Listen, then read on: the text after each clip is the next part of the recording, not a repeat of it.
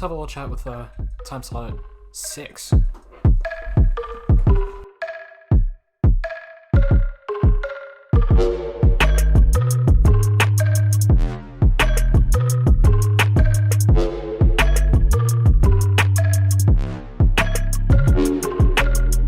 What's up, guys? I just Squad here. Just coming on the mic really quick. I'm not really good at turning on the camera for this one because I don't think I need to. Not really doing a full intro necessarily, but just thought I'd come on here to let you know I was not there during the filming process of this segment, but we had some really solid responses from what I saw just from looking at it here in the editing timeline. So yeah, I mean, I don't think there's really a whole lot to say. Let's just gonna get right into it.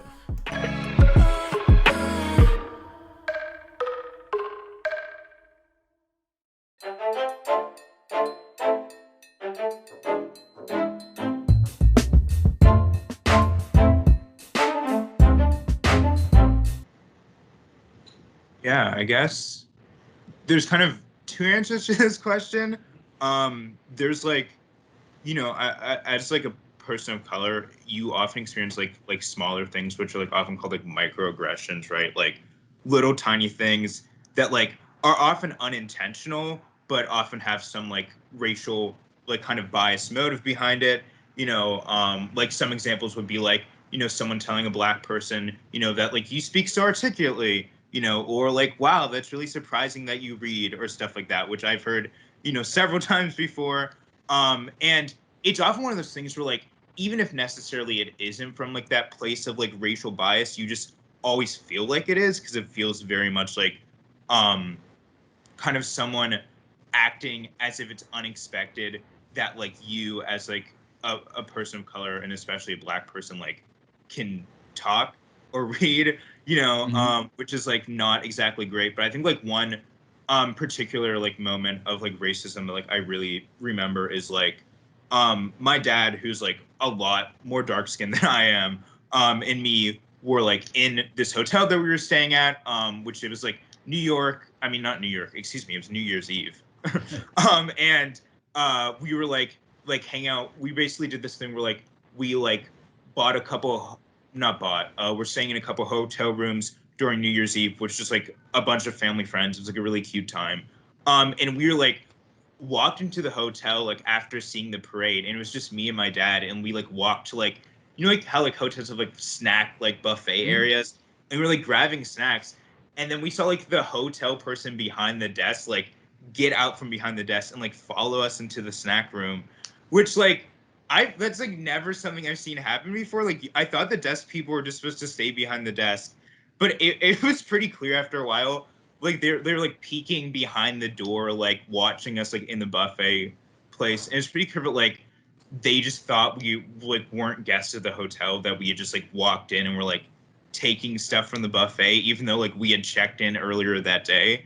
And it was like very frustrating, and it was like this very clear example of them just kind of like assuming the worst of like any black person like walked into like their hotel, despite the fact that like Pittsburgh does not have like a significantly small black population. So it was weird. So for me, I would have to say not so much racism. It's more like stereotypes.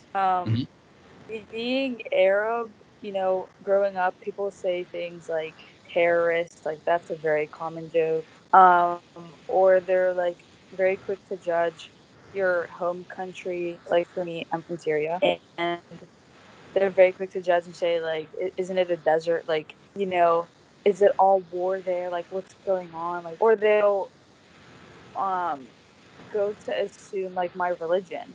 I'm Orthodox Christian, and they always think that like if you're Arab, you're Muslim. Like they automatically assume. So I would say not so much racism, besides like minor, very ignorant and rude comments that have been said. But other than that, that's it. Yeah.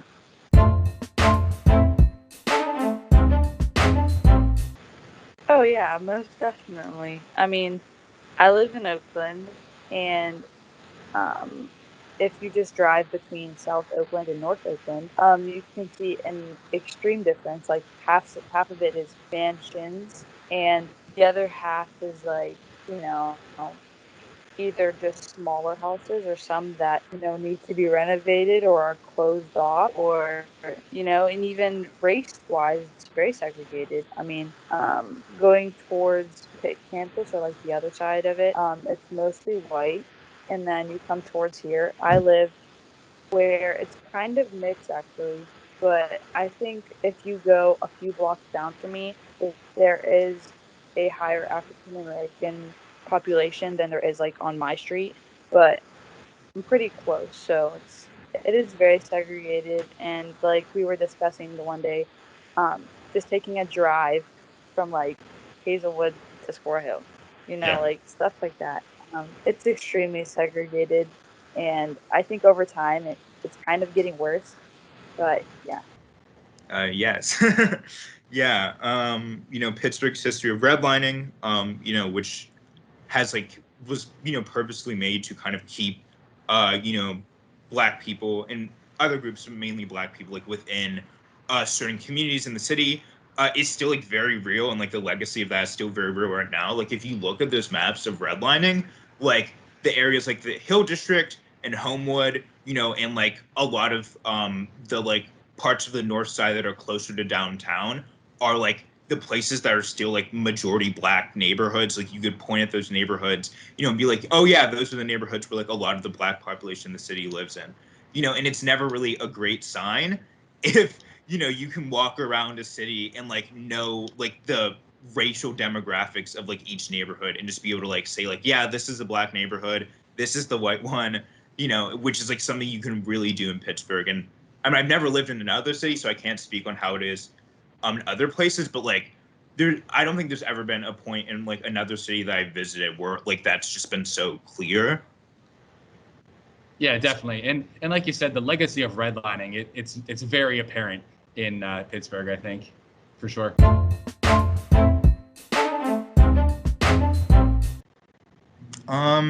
I have had, I think, 2 Black teachers. I think I had one in middle school, and she was my English teacher. And I gotta be honest, I have a horrible memory, so I do not remember what she was like at all. But I'm pretty sure it was a good class. And then in Alderdice, I had, Miss Jackson, who I love and is amazing, and is I think, as far as I know, one of the only Black teachers in the entirety of Alderdice. And yeah, that was just, it's something that I don't think about often, but when I realized just the lack of teachers of color in general, and especially Black teachers I've had, it's always so shocking because this school really needs it. Like I said before, Pittsburgh doesn't have a significantly small Black population. Almost a quarter of the city is Black, and the public school population is even larger. There are more Black kids in our public schools than there are in the population percentage wise. And it's really frustrating that it feels that lack of representation is very real throughout a lot of the schools, and especially in a school like Alderdice. It's really depressing to have just such a small portion of Black staff members. Not many, honestly. I would also say one of mine was Miss Jackson, one of my first ones. I did not have many in middle school. I think the majority that I had were substitute teachers, but my actual teachers were mostly white. And yeah, I wouldn't say I had many at all.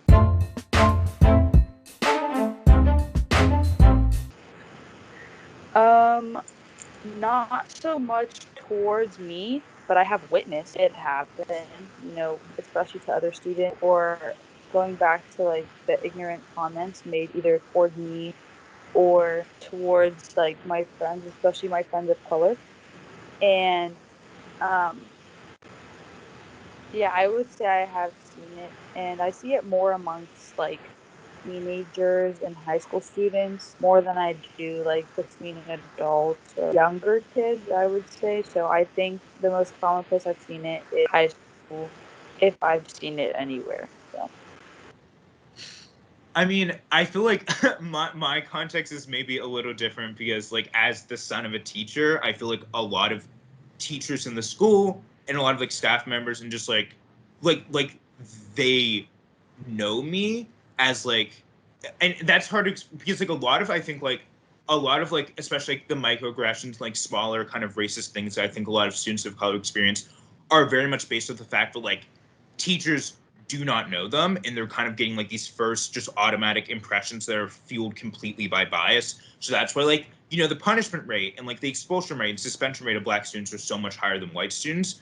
And I'm fortunate enough that like I've known like a lot of the teachers in our school before I even went to Autodesk, right? Yeah. Like, so it's very much like a different situation. But like, I definitely have had some situations, where kids have been like, like reached out and like grabbed my hair before like asking, and all just like these like small little things, which I think like, like I don't think like doing stuff like that means you're like this big evil racist, and I think like it's definitely like even like after the Black Lives Matter movement last summer and like, this year, a lot of kids who have maybe made some questionable statements that I've heard beforehand, I feel like I've definitely like really grown and like really like learned more. And I think like that's really impressive. And I think like that's what school should be, right? Like a place for like students to like learn more and like destroy like some of these biases that they may have, like within them. And I think like that's really great. That's really exciting to see.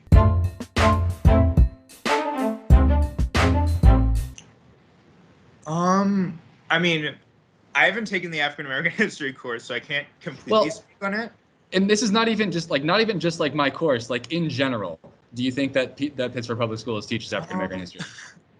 No. And I don't think this is like just a Pittsburgh Public School problem. It's very much I think like definitely a countrywide problem of Black history very much being limited to like slavery and then the civil rights movement, and then nothing else happened, and Black people never like actually like mattered at all throughout the rest of American history, which I think like one is not only like not great for students because like for like Black students it just kind of feels like you only talk about like them for like maybe like at most like a couple days, maybe a week out of the year when you're discussing stuff like slavery and the civil rights movement, but then like their contributions to America don't really matter.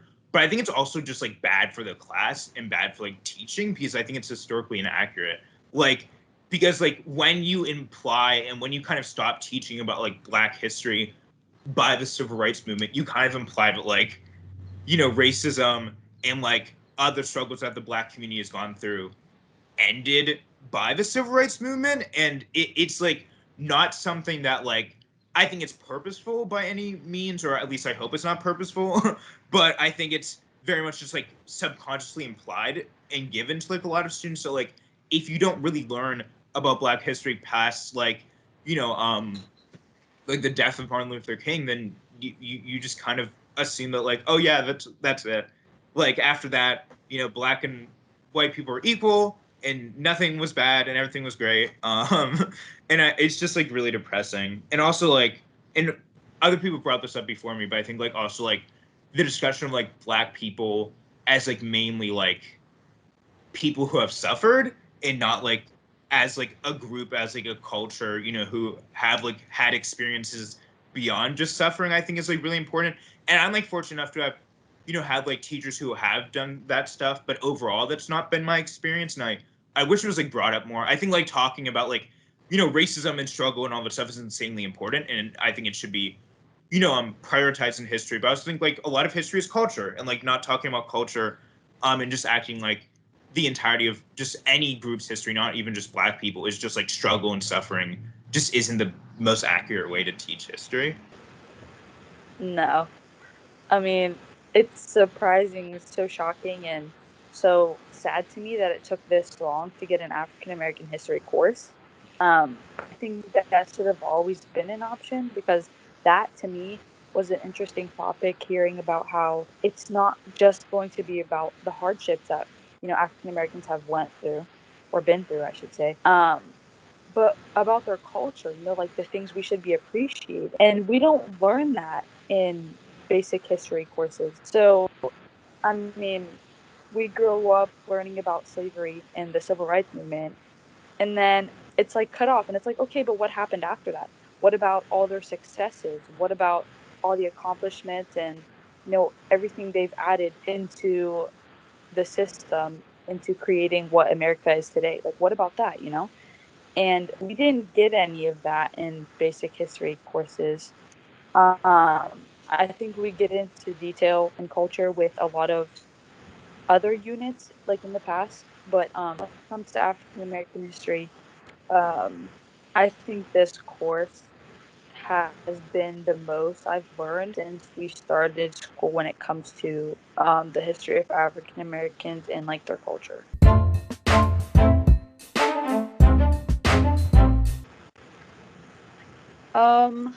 So this one for me is kind of complicated because I'm sure there is a lot more happening than I'm aware. Mhm. But when I do things like compare police here to like police in the South, you would think that like Pittsburgh police were so much better, um, because of all the videos and all the news you hear.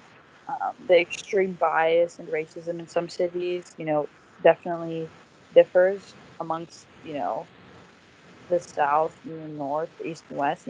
Every city is different. But I'm sure there's a lot more to the police than I'm aware of.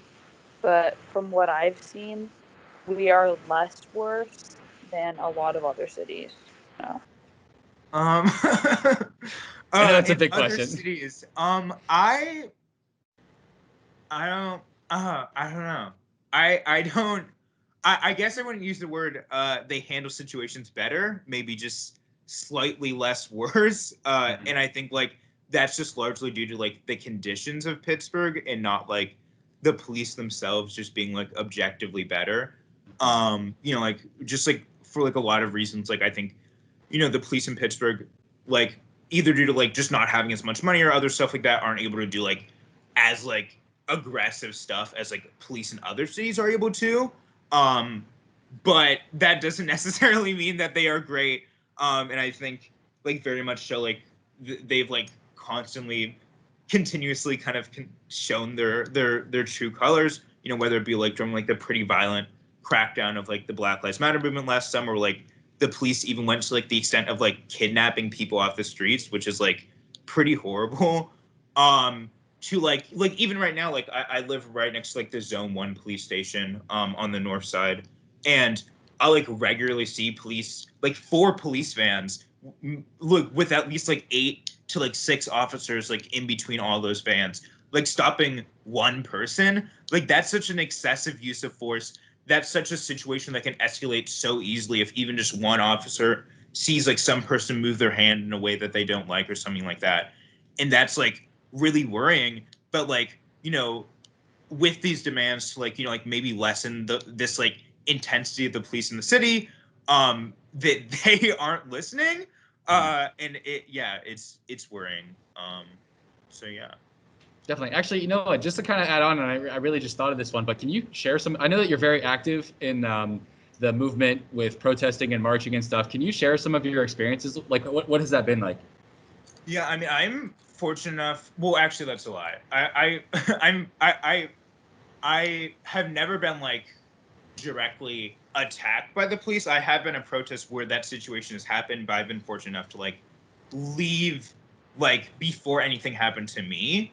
But yeah, it's kind of horrifying because like even like as like a person of color who like largely didn't have much faith in the police before like Black Lives Matter started, there is something like deeply disturbing about like being at a protest and seeing just like this like like this whole group of like police like heavily armed like in like SWAT gear, like ready to like kind of like attack at like a moment's notice, because like you're like, these are the people supposed to be protecting us, like theoretically like they shouldn't be the ones who are like ready to attack us if like just one person like makes a wrong move, right?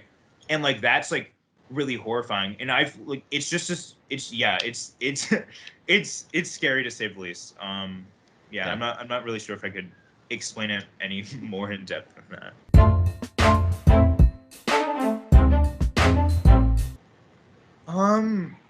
I guess it depends. And also, where do you live? I don't know if we mentioned Yeah, that. I live in East Allegheny, or Georgetown. It has two names. I have no idea why. Which is one of like the bigger neighborhoods on the north side. It's like right near North Shore. Like if you drive further into the north side, that's the main neighborhood, and it's definitely one of the more diverse neighborhoods in the city. Like one of the ones that's like it couldn't be one of those neighborhoods that you're like, this is black, this is white, because it very much has like a pretty large mix of a population. And like, yeah, to say I feel safe, and I'm assuming you mean from the police, or just like protect my neighborhood. Mostly, yeah. Do you feel protected by the police in your neighborhood? Yeah. No, not really. I mean, like many major cities across the country, like violent crime has risen in Pittsburgh, like during the pandemic.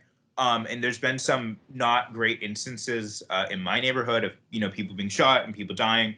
And despite that, despite like me previously saying there's literally like instances where like there's 4 police vans stopping someone, there hasn't really been any like thing addressing that. And I think like that fundamentally touches on like the main issue of like the fact that like I don't really believe like police really do address crimes in a real way. Like they often address crimes after they already happen, right? And I think like it's important to kind of like attack that myth, like that the police are the people that stop crimes, because they don't really. Like they're that's not even really their intent, right? Like they're supposed to address crimes after they happen, like and arrest the people that did them. But that's not really working like anywhere. And much more like these issues of like like poverty, like untreated addiction and mental illness, like lack of access to affordable housing, all that stuff is like really what are like the root causes of crime. And I think like the fact that like we're spending in Pittsburgh like a fifth of our city budget on the police, but not that or more on like providing services that would actually address crime at like its root level, I think it's like really worrying. And I think it is why like despite like this giant police presence in the city, violent crime has been getting even worse during the pandemic, like during a time when you think like the police would maybe be able to actually handle it. And yeah. So I live next to a lot of campuses. Not only do I see a lot of Pittsburgh police here, I see Pitt police, Carnegie Mellon police. Like I see police from almost every campus besides Pittsburgh police.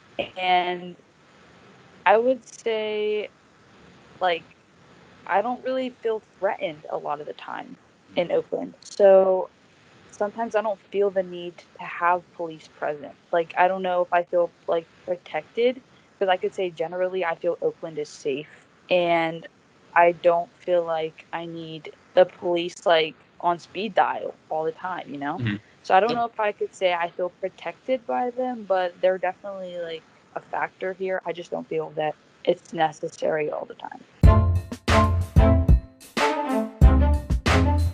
Okay, so going back to having one of the biggest universities, or one of the most known, literally a few miles from me. Like, I know college students, a lot of them tend to live off campus, and their rent has like gone up by double over the years. And I think that's because of the expansion of universities, putting new buildings in a lot of other places. I know one common thing that was happening was there was a few row houses a few blocks from me, and what they did is the government like went in and bought them from the previous owners, and were planning to build like some sort of store. They were talking about like Target or something, and I know it was a problem to get some of the people to sell their properties there, and because you're pushing them out of their home, like where do you expect them to go after, Yeah. And we were thinking about how the cost of living in Oakland would go up by so much, and it is going up currently. Yeah. Things they're building more and more apartments, like newer, modern, more expensive. Um, so I think the cost of living in Oakland is going up more and more over time. And as Definitely. people build more, the university expands. And yeah, so I would say it is affecting in a way the community and um, everyone that lives here or is trying to live here. Yeah.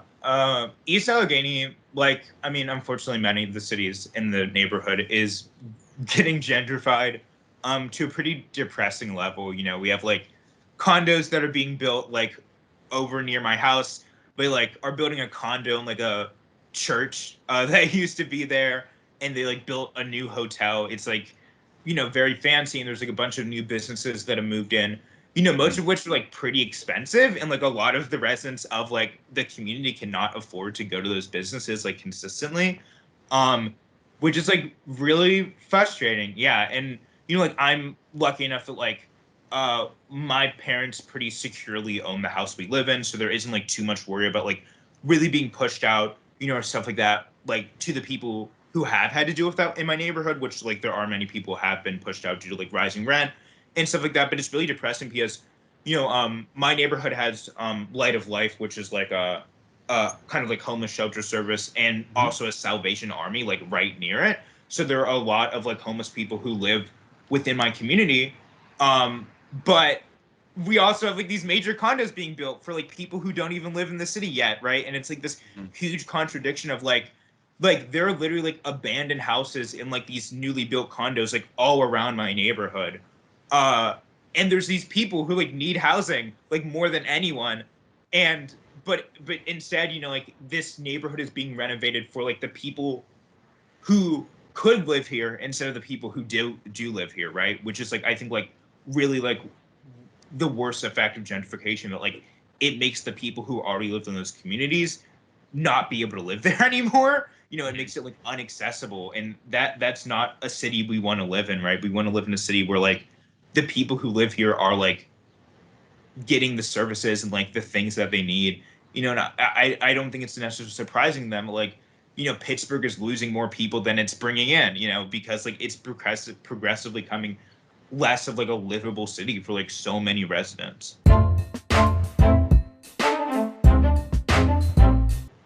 Yeah, I mean, I think one of the central. I mean, I'm a, you know, a big, you know, fan of like protesting and organizing and stuff like that. And I definitely think and that doesn't even necessarily mean you have to go like full head in. You have to like go out every single week and protest. You know, but even just like talking to your neighbors, you know, trying to like build those connections within our communities. So when something happens in your communities, which like it will, unfortunately, you know, whether it's the police or gentrification or some other incident, you know, you then have those connections where you and your neighbors can really try to act and try to like, you know, actively you know, fight against something, which I think is like so amazing. And that's like a legacy that like in Pittsburgh we're lucky enough to live with like such like a strong labor and such like a strong like history of struggle in this city. You know, it's one that we should definitely carry on, because like, you know, by no means are like all the issues of Pittsburgh solved, you know. And I really think like really getting involved within your community in whatever way you can,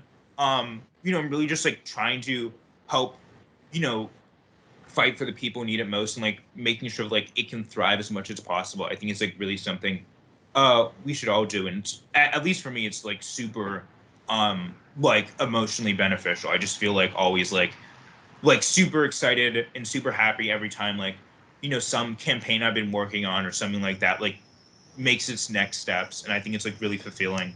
Yeah. And also Awesome. So I actually have one more question that I just thought about.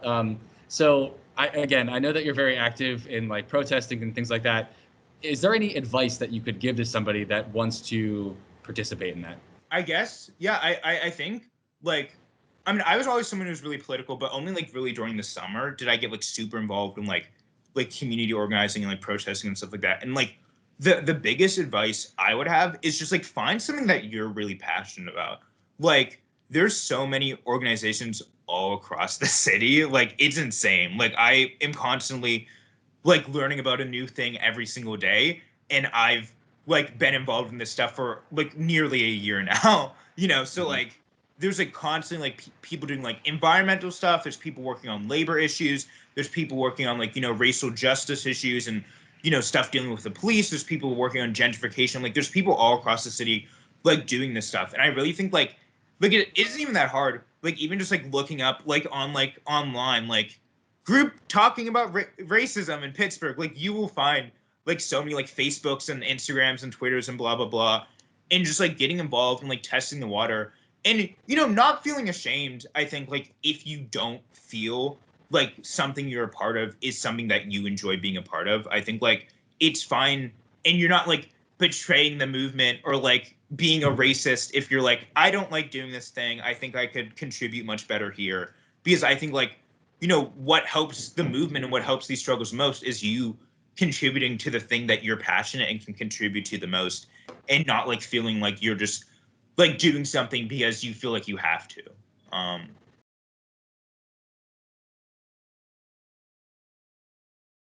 And that's about it for segment 3. So make sure to come back tomorrow to watch segment 4. You guys are not going to want to miss it. It was a ton of fun. And yeah, so that's it for me in segment 3. So I will catch you guys tomorrow on segment 4. Peace.